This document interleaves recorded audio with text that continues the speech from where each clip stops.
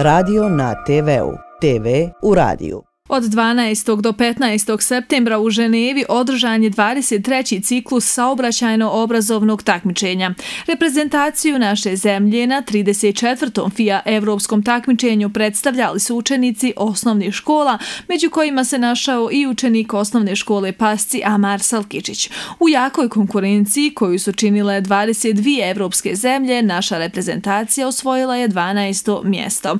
Amar i njegova nastavnica Aleksandra Stipanović, nastavnica tehničke kulture i informatike, su danas sa nama u našem studiju, pa dobro nam došli. Hvala lijepo. Pozdrav svim gledateljima i vama u studiju. Hvala. Amar, evo prvo naravno da ti čestitam na samom učešću i na dobrim rezultatima na ovom takmičenju. Pa evo odmah da nam kažeš tvoje impresije, kako je proteklo takmičenje i koliko si zadovoljan svojim rezultatom. Zadovoljan sam puno svojim rezultatom. Nisam znao da ću doći do ovolikog velikog nivoa. Bilo je predivno i lijepo. Nisi očekivao? Nisam. Da. A evo, kako je bilo družiti se tamo sa toliko djece? Pa upoznao sam se s raznih zemalja, iz raznih regija i s kime sam se mogao upoznao sam se. Da, što znači da je to bio dobar način za usavršavanje engleskog jezika usput. Da. Aleksandra, malo o takmičenju samom da nam kažete, evo o čemu se radi i šta je cilj ovog takmičenja? Pa evo, prije nego što odgovorim na vaše pitanje, ja moram malo da se vratim unazad neka 4 mjeseca kada smo bili gosti na vašem jutarnjem programu, gdje smo nakon uspješnog takmičenja, kantonalnog takmičenja, Amar je predviđao uspjeh na državnom takmičenju da će biti među 5 najboljih učenika. Ja moram ovo istaći da je Amar zaista to postigao, ali je prevazišao i samoga sebe gdje je na finalnom takmičenju svojim trudom i radom uspio da sa još 3 učenika bude izabran za reprezentaciju Bosne i Hercegovine. I tako da smo na taj rezultat zaista ponosni i mi u školi i također smo ponosni na rezultate prethodnih godina, znači naših učenika, jer zaista djeca u Pascima rade i vole saobraćaj. Slažem se s tim, obzirom evo da moram napomenuti da sam također završila tu osnovnu školu, tako da se slažem, uvijek smo bili dobri đaci. Kao što rekao, evo o takmičenju, veliko je takmičenje, djeca dolaze iz čitave Evrope, bore se za dobre pozicije, za što bolji uspjeh, pa evo o čemu se radi što se tiče samog takmičenja, koliko uopšte država učestvuje? Pa ovako, znači saobraćajno obrazovno takmičenje na nekom opštinskom i kantonalnom nivou prvo organizuje Udruženje građana Tuzemk. Na državnom i evropskom nivou takmičenje organizira BIHAMK. Ja moram ovo istaći da po svim tim nivoima u toku školske godine 2000 djece uzme učešće. Od te 2000 djece, što na školskom, što na opštinskom, kantonalnom i državnom nivou, izaberu se samo 4 učenika, najbolji, 2 dječaka i 2 djevojčice. Sam princip takmičenja, je sljedeći. Imamo teoretski dio koji se sastoji od 20 pitanja, odnosno 20 testova sa po 20 pitanja. To je ukupno 400 pitanja učenici moraju da savladaju, što je zaista, moram reći, malo i teško za učenike ovako uzrasta ovoga od 10 do 12 godina, jer samo taj uzrast može uzeti učešće na takmičenjima. A praktični dio se sastoji od vještine savladavanja elemenata poligona. Na državnom nivou je to još složenije, zato što ima jedan i simulativni dio ubačen, gdje se učenici moraju snalaziti na raskrsnicama, a opet na evropskom nivou tu imamo 9 stanica, 9 nekih punktova koji rotiraju i taj nivo je zaista zahtjevan, ali evo cilj evropskog takmičenja nije primarni cilj rezultat. Primarni cilj je da se okupe djeca iz različitih država, da se oni druže i da razmjenjuju iskustva kroz takmičenje. Da.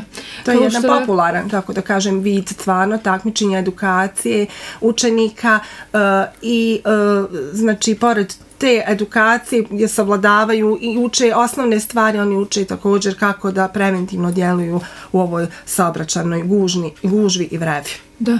S kim je evo Amar išao na takmičenje, je li u pratnji, da li roditelja, nastavnika? Evo? Znači išao je u Ženevu u pratnji nastavnika Fuada Kavazovića i Zejnebe, jeste Imširović, a bila je još jedna gospođa iz Bihamka. Da. Tako.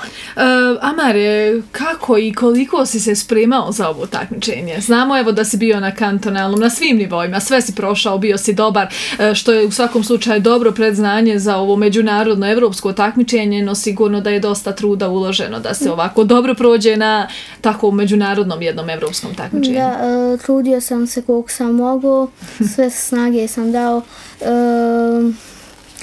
i kod kuće sam i u školu sam isto i trebalo mi jako puno da dođe. Znači da si išao na svaki čas, učio, jesi kući znači učio? Da. Kako si ovaj praktični dio savladavao, trenirao? Pa na školskom poligonu uglavnom smo radili taj praktični dio. Dakle, ovdje stvarno treba jako veliki angažman. I ja evo ovom prilikom bi se zahvalila i menadžmentu i svim uposlenicima moje škole na velikom razumijevanju, ali i svesrdnoj podršci koju nam pružaju ovako svake godine u toku pripreme ovog takmičenja. Amare, šta su te ispitivali evo tamo? Čega se onako najviše sjećaš? Šta ti je najviše ostalo urezano u sjećanje? Kako mislite? Šta su te upitali sve? Na evropskom nivou možda. Da, na evropskom. Stanice koje si prolazio. Prolazio sam testove, bila su 2 poligona, video igricu mi smo u toj video igrici i sad mi to određujemo šta će doći u opasnost ako ne postupamo pravilno. Sigurnost bicikla, sigurnost bicikliste i to što si naučio, jel primjenjuješ ovako svaki dan na putu od škole do kuće, to što si učio tokom ovih priprema za takmičenje? Da. Primjenjuješ svakodnevno? Da. Svaka čast.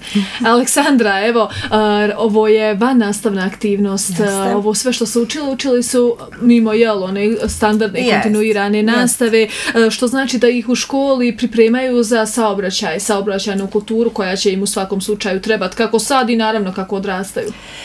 Pa da vam kažem, od 1. do 9. razreda, dakle, predmeti konkretno priroda i društvo, kasnije tehnička kultura, imaju nastavne jedinice vezane za saobraćaj u svakom razredu. Međutim, to nije dovoljno, tako da učenici u našoj školi vrlo rano se počnu zanimati za ovaj vid vannastavne aktivnosti, gdje dodatno još uče i gdje se dodatno još upoznaju sa tim zakonima, pravilima, pravilnog ponašanja u saobraćaju.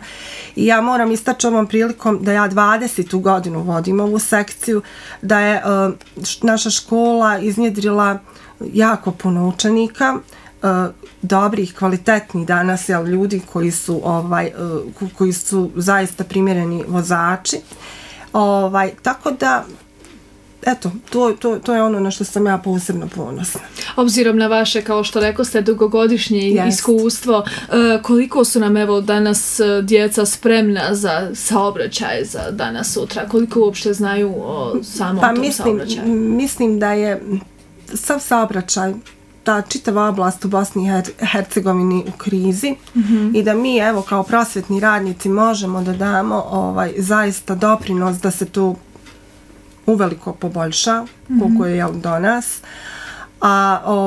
Ali eto, vidjet ćemo, vrijeme pokazuje svakako da sam zadovoljna i nisam, ali nadamo se da će biti bolji. No evo ovo je jedan od načina kako vi svakako poboljšavate tu saobraćajnu kulturu, jer od malih nogu se uči. Amare, šta dalje slijedi evo za tebe što se tiče škole, što se tiče ovih vannastavnih aktivnosti? Pa ne znam, Hoće se naredne godine možda opet takmičiti? Nažalost ne mogu, ali bi volio. Mogu se ja malo uključiti. Propozicije nalažu da se, dakle, evropski reprezentativci ne mogu više baviti ovom, mislim, mogu se baviti saobraćajem, ali ne mogu više ići na ovu sekciju. Tako da tu, evo, recimo, možda ovaj vid aktivnosti zamara staje, ali ima još drugih vidova aktivnosti gdje će zamar, ja vjerujem, naći negdje sebe u nekoj oblasti. U našoj školi djeluje dosta sekcija i gdje će biti jednako ovako uspješan kao što je bio i na ovoj sekciji. Svakako, vjerujem da će tako i biti. Još jednom, evo, čestitam vama, naravno, čestitam i nastavnici jer ste ga dobro naučili, a vama hvala, evo, što ste bili gosti danas u prostorijama radija televizije 7 Tuzla, odnosno radija Tuzle. Hvala vam. Hvala i vama na poziv. Da. A naredno 35. FIA takmičenje održat će se 2020. godine u Zadru u susjednoj Hrvatskoj. A mi se evo nadamo da ćemo imati naše predstavnike i naredne godine koji će osvajati dobra mjesta kao što je to bio slučaj i ove godine.